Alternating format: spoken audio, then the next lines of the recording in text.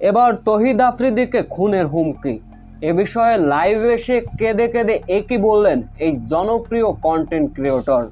বিস্তারিত জানতে ভিডিওটি না টেনে সম্পূর্ণ দেখার অনুরোধ রইল। ছাত্র আন্দোলনের সময় তখন মুখ খুলেছিলেন অনেক ইউটিউবার।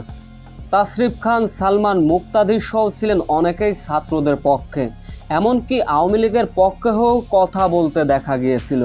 কিন্তু বাংলাদেশের জনপ্রিয় ইউটিউবার তহিদ আফ্রিদি তখন চুপ ছিলেন। ব্যাস, তাই যেন গলার কাটা হয়ে দাঁড়ালো তার। তহিদ আফ্রিদি নীরবতা পালন করায় অনেকদিন ধরেই তার উপর চড়াও হয়েছিলেন নেটিজেনরা। রীতিমতো তাকে বয়কটের ডাক দিয়েছিলেন নেটিজেনরা। ব্যাপক ট্রোলের শিকার হয়েছিলেন এই কন্টেন্ট ক্রিয়েটর। অবশেষে আন্দোলন নীরবতা নিয়ে মুখ খুললেন আলোচিত এই ইউটিউবার। মঙ্গলবার বিকালে নিজের সামাজিক যোগাযোগ মাধ্যম ভেরিফাই ফেসবুক পেজে নিজের মতামতের কথা তিনি জানিয়েছিলেন। এ বিষয়ে বহুল আলোচিত থাকার পরও তিনি যখন পোস্টটি করেছিলেন, তার কিছুক্ষণ পরে সেই পোস্টটি অবশ্য তিনি ডিলিট করে দেন। এ বিষয়ে তিনি বলেন, হারুন আঙ্কেল আমাকে বারবার ফোন দিচ্ছিলেন এবং আমাকে হুমকি ধুমকি দিচ্ছিলেন। তখন তিনি ছিলেন সৌদি আরবে।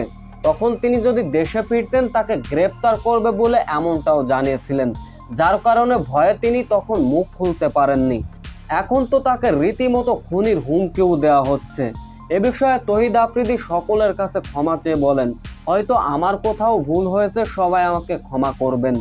আমি আপনাদের সন্তানের মতো, আমি জনগণের জন্য সর্বদাই কাজ করে এসেছি। এখন আমার এমন একটা সামান্য ভুলে কেন আপনারা এমন হুমকি ধুমকি দিবেন? এ বিষয়ে তিনি আইনের পদক্ষেপ নেবেন বলে জানিয়েছেন।